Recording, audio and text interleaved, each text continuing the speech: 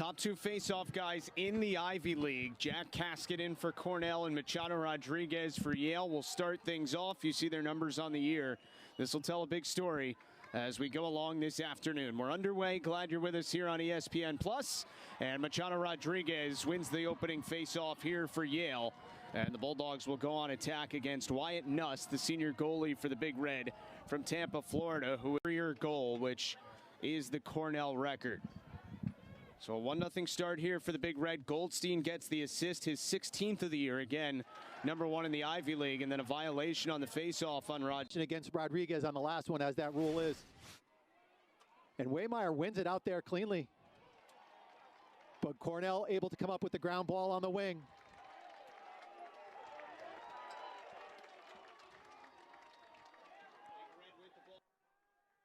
You saw the guy that leads the country in goals and the guy that leads the country in assists. And we've played not even 4 minutes.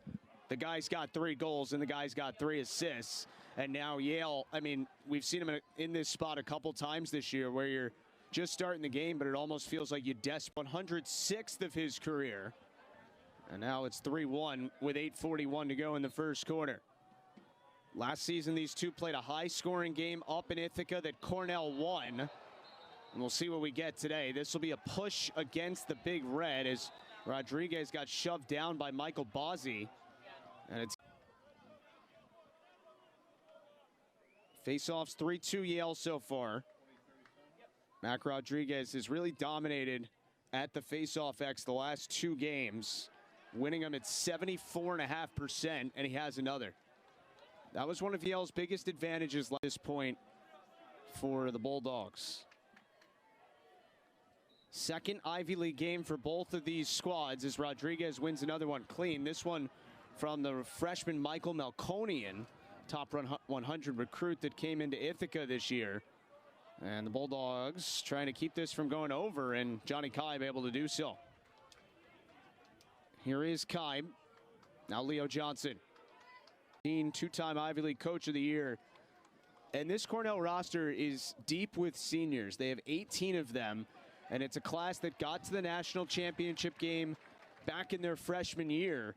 And they obviously have their sights on going one step further now as seniors. It is a very strong group. You look at the pieces that they have all over long. And goal of the season for Cole Cashin, the sophomore out of Rumson, New Jersey.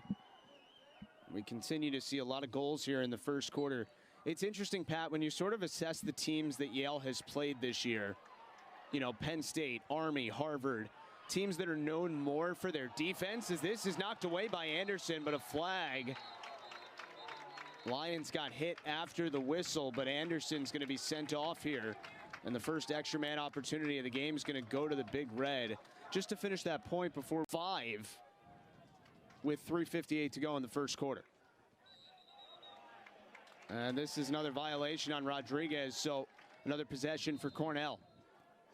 And not what Yale could afford at this moment. They need something to kind of slow this Cornell offense down, get a possession. I think Yale is getting these looks when they're on the this year. Anderson has been really quiet. He's been a guy that I've said over and over again, keeps on shooting from outside when he's an inside finisher. And so good to see him getting those inside looks.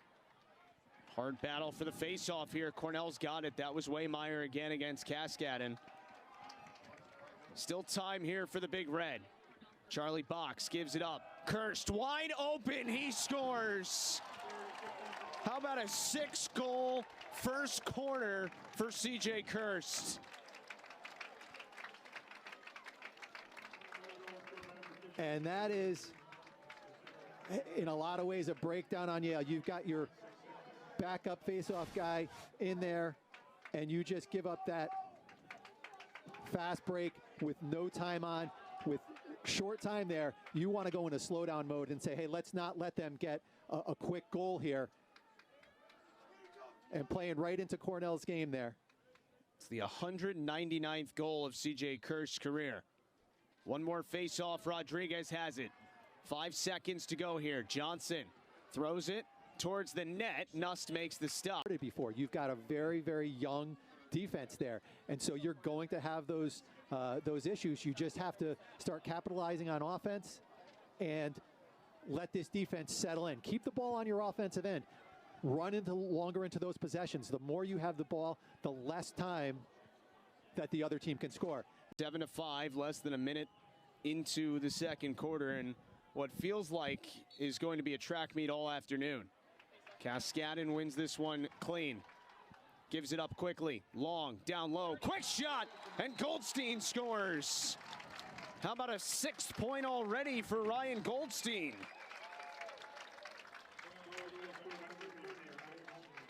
Great fast break ball movement from Cornell. Boom, boom, boom, and just that slide just a second late. So Goldstein with his first goal of the day to go with his 5 assists. Last year, he had 33 points as a freshman, but missed part of the year with injury. And now back healthy, Ryan Goldstein has been the second leading scorer for the Big Reds so far this year as they win another face-off. That goal came just 9 seconds. Score. Cornell has a quick answer. And can Rodriguez win a face-off and string together another one? And he's going to get called for going early, so that means next one he will not. And it is a full house at Reese Stadium. The Yale fans starting to feel the momentum. Well, you're hearing the Cornell fans making the chant to try to get their team fired up. Wehmeyer wins the face-off. The first year makes an impact, got it jarred loose. And did Andy Shea get a timeout here?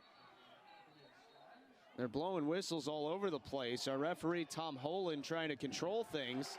And he says it's Cornell's ball. Listen, I've tried to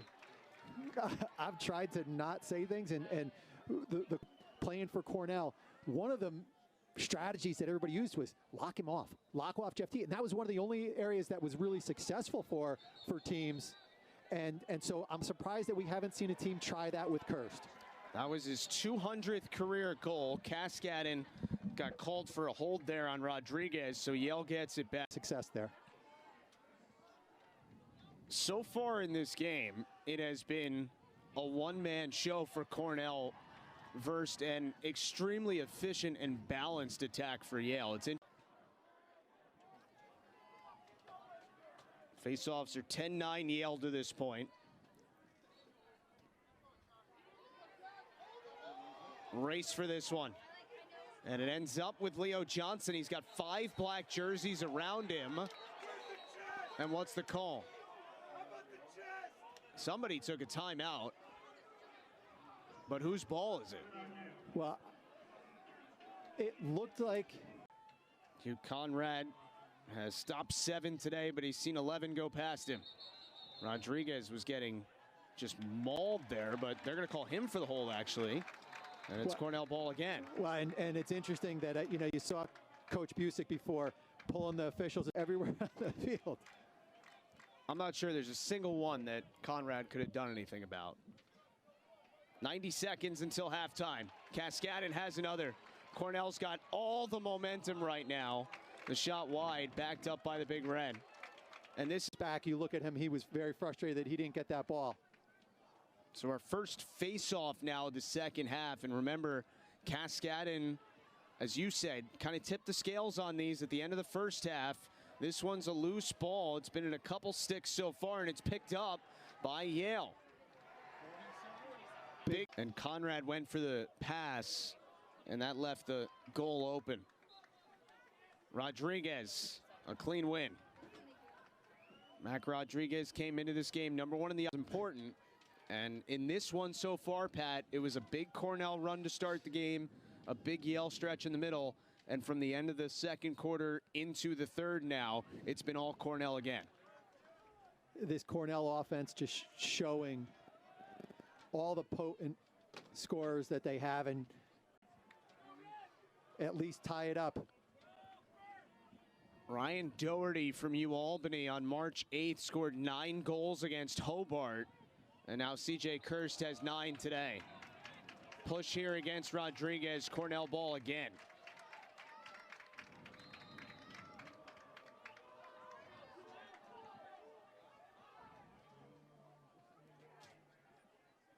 Wehmeyer take this face-off.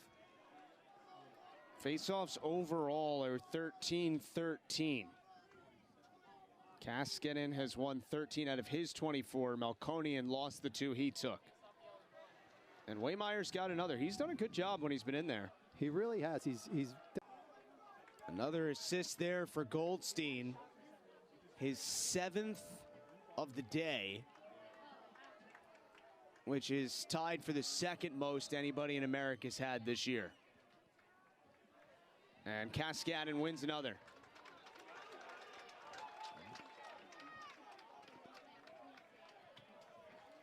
And although the face-offs are pretty close, they feel like Last 3 seasons is out there.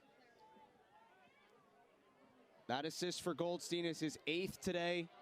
That ties the most anybody's had in a game in the country this year. Ryan Bell from Providence did it back on February 1st against Holy Cross.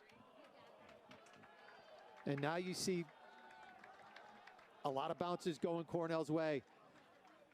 Cascadden was going out of bounds there and just heaved the ball in the middle of the field through 2. On its way to a 6-1 start to the season. And based on the fact that number 1 in the country has lost today, number 3 in the country has lost today, you wonder where Cornell might find itself on Monday when the new polls are released.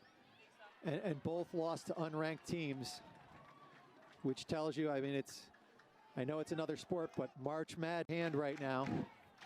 Lions had 4 goals against Harvard last Saturday, 3 more today. And Wehmeyer's got another. How about the job he's done today? Nearly gave it away, though. And they're going to say Yale ball as Cascadden kind of gave him a shove when that ball himself these last couple weekends. Getting his hands free inside, some really good inside moves.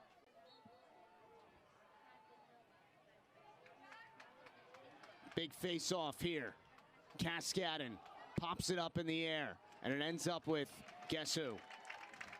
C.J. Kirst. 9 goals today for Kirst to match the most their fans based on what happened just 2 weekends ago against Penn State. Yeah, Wehmeyer went too quick. He did. You saw him. He just was anticipated that whistle, and now very quickly. One more face-off between Rodriguez and Cascadden. Rodriguez wins it, and the clock ticks down to zeros. 19-14 is the final.